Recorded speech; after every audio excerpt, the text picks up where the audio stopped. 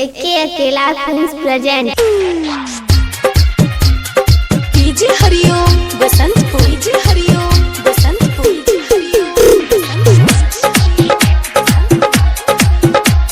Recording by mass music Madhubani.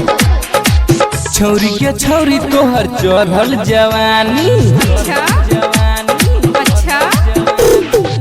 छौरी के छौरी तोहर चढ़ल जवानी, तोरा बनैबौ हम अपन के रानी।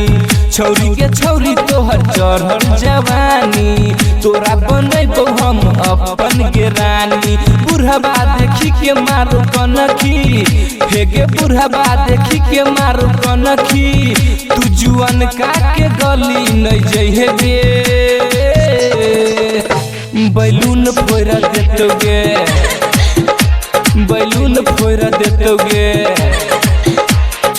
छौरी के छौरी तोहर चढ़ल जवानी, तोरा बनैबौ हम अपन के रानी। बुढ़वा देखी के मारू कनखी, हेगे बुढ़वा देखी के मारू कनखी, तू जुअन का के गली में नहीं जइहे गे, बैलून फोड़ देतोगे, जवानी लूट लेतोगे। चाचा क्यों मन करे छा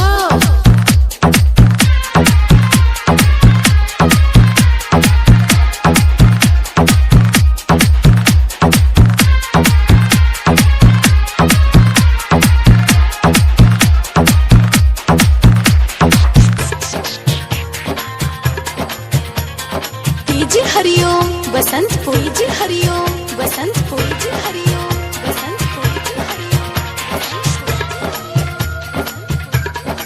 recording by mass music Madhubani. तोहर दीवाना छौ गली में मारे, तू छी कुंवारे तो ऊ हो कुंवारे। तोहर दीवाना छौ गली में मारे, तू छी कुंवारे तो ई हो कुंवारे।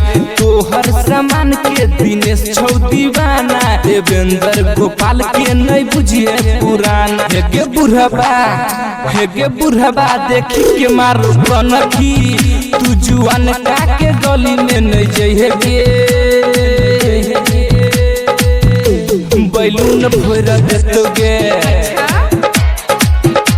बैलून फोड़ देतोगे।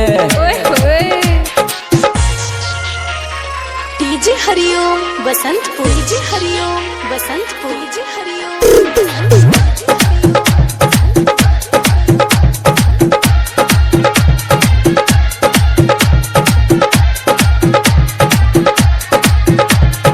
Recording by mass music Madhubani. सबसे अलग छी सुन न गे रानी, छौरा से मिल के छोड़ाई दे तो पानी। सबसे अलग छी सुन न गे रानी, छौरा से मिल के छोड़ाई दे तो पानी। तू सब छौरा के जखने फंसबही, सुन न गे तब कोना पीछा छोड़बही। हेगे बुढ़वा, हेगे बुढ़वा परम धबा देखी के मारो कनखी, तू जुअन का के गली में नहीं जइहे गे, बैलून फोड़ देतोगे, बैलून फोड़ देतोगे। चाचा क्यों मन करे छा मास म्यूजिक रिकॉर्डिंग स्टूडियो मधुबनी।